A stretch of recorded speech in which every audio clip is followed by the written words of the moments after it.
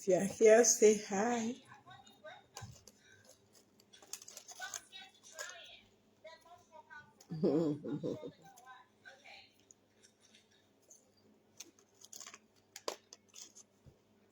But I have to eat first. First of all, join me eat first. Hmm?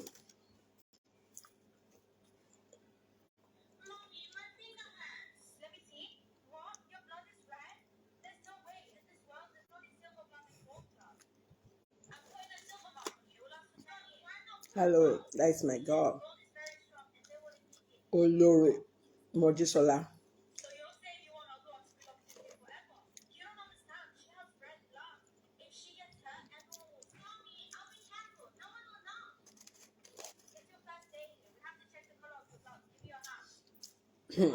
It's going to be it's an interesting topic. We are going to discuss soon.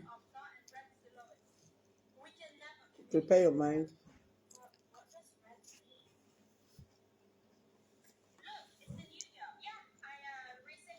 I know most of you are on holiday, so we need to discuss this.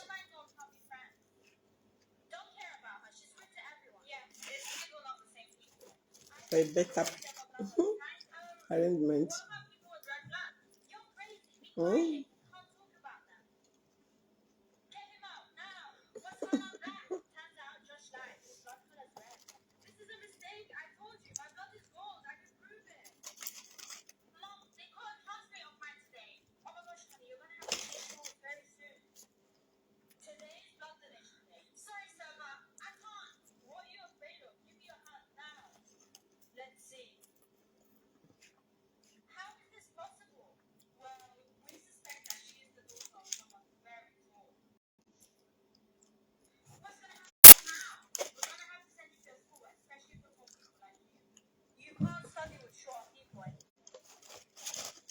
Right, Nico. How are you? You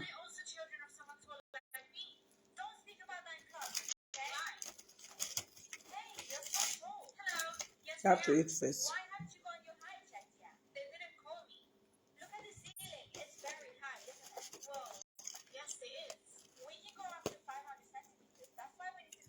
Compliment of the season, Frank. How are you doing? Yeah.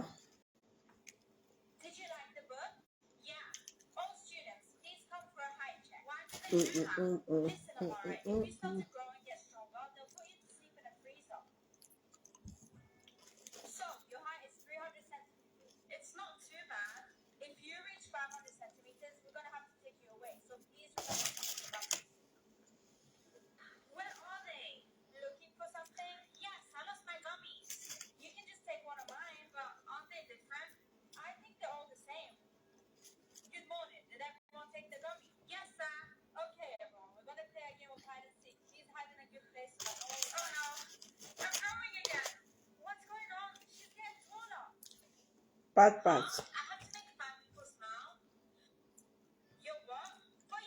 Patricia Mayers. How are you?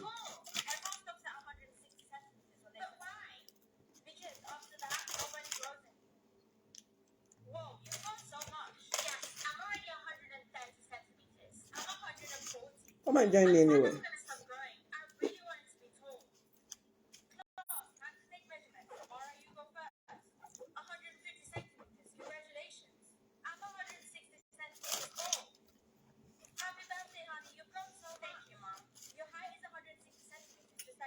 I know some of you will be wondering.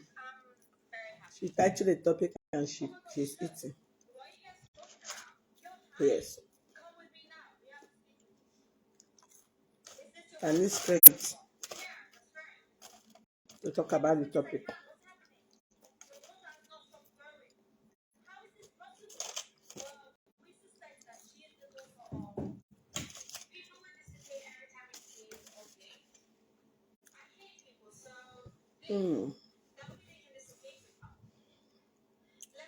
Listen to Korea for how you doing? Wow.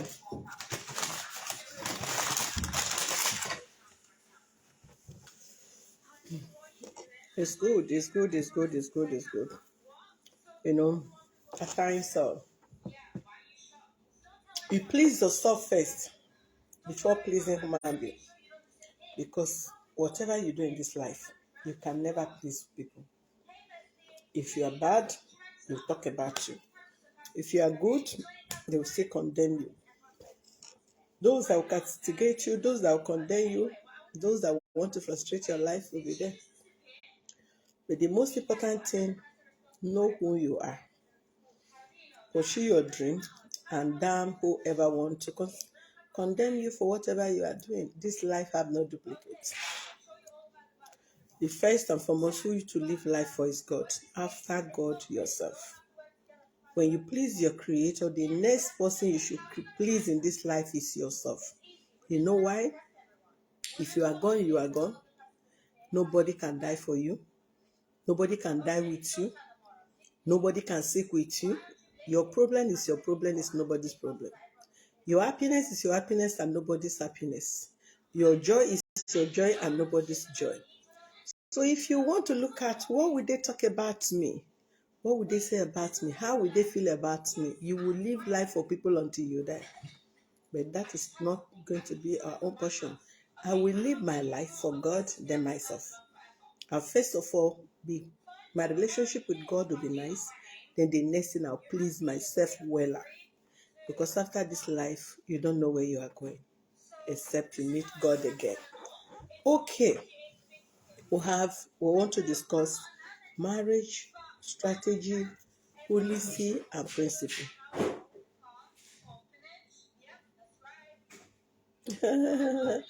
Patricia, thank you.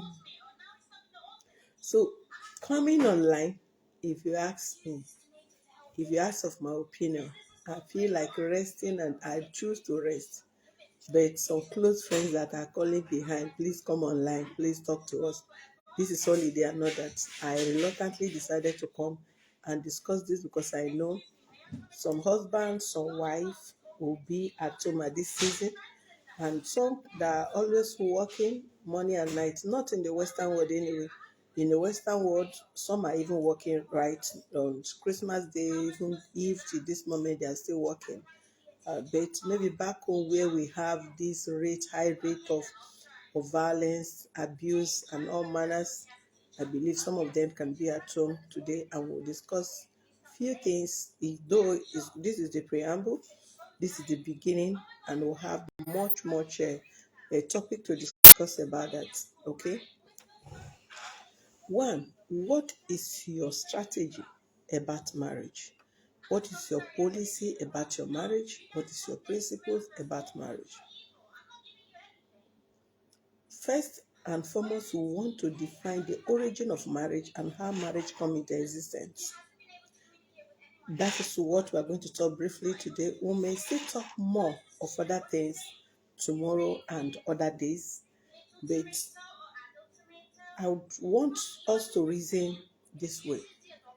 One, average men, when I said average, meaning it's more than 50% of men, based on the statistics also of issues people have in marriage and issues people have in relationship, you should understand that recent statistics, women push more, as in pressing further, put more effort to keep marriage, put more effort to get married, put more effort to ensure the marriage exists even after they are pushed further to marry.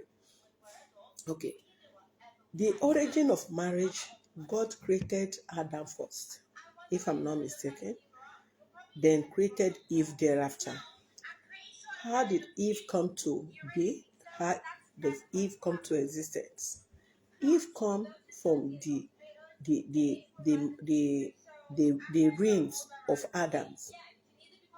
Then, meaning Adam was existing, husband was existing before wife come to exist. Then aside that, before God created Eve out of Adam, he had to ensure Adam is asleep before he take rings of Adam to create Eve. which I believe, if even God himself know that if Adam is to be alive or be awake before Eve was created out of his body, he wouldn't have accepted, because there's nothing God have created that is a mistake. The mystery behind the creation of woman out of a man, that is called woman. Adam was asleep. God put Adam to sleep and decided to create Eve out of Adam. Meaning, even if God did not put Adam to sleep, he wouldn't have allowed God even to take his reign to create a woman. So God did that because to him he felt it is good and perfect for a man to have a partner. But it's not with the understanding of a man, it's not to the likeness of a man and all that. Then after God created that Eve out of Adam, he told Adam first, it is not good for a man to live alone. Therefore, he will create a helpmate for Adam. What did we understand there? A helpmate for Adam. Because some of us, we failed when we call mate.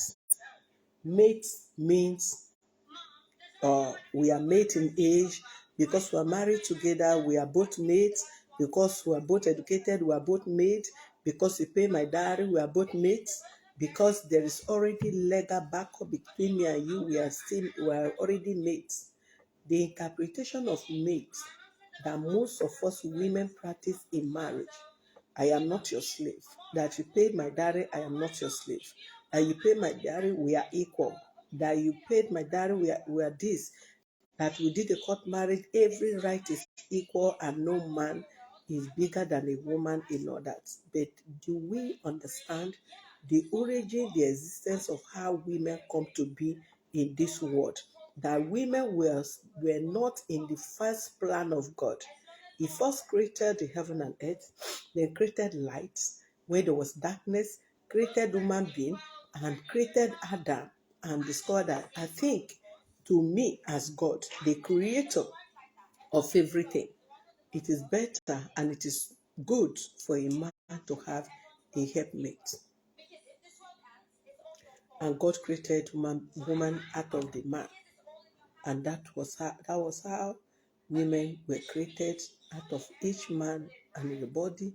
So we are not made as same mate, as an age mate, or to do things, to rub shoulder together, to talk with authority, to have equal right and everything the way we interpret it in the modern way. But we are so made to help, to assist, to support where the man lack.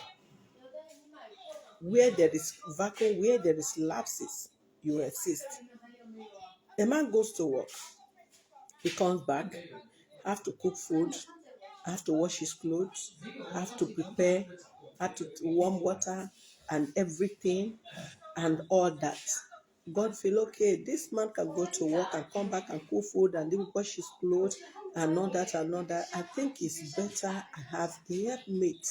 Let me provide a helpmate for him, that if he goes to work, he provides. As he earns, he gives to the household. What is your duty as a woman? Because you are a helpmate, you can help in cleaning the house. Instead of you coming back to the house to tidy up the house, you can assist in washing the clothes. Instead of you coming back and start all over after work, headache of the day, you can help in cooking after the Adam return from place of work and still cook food for himself to eat. Have we look at it from this perspective? Have we see it from this aspect? Most marriages these days, we don't see it from that aspect. We see it from the aspect of rights, woman rights, man rights. I have my rights. I am not your slave. Yes, you married me. You take your responsibility. I take my responsibility. Clean the house. I wash the plate.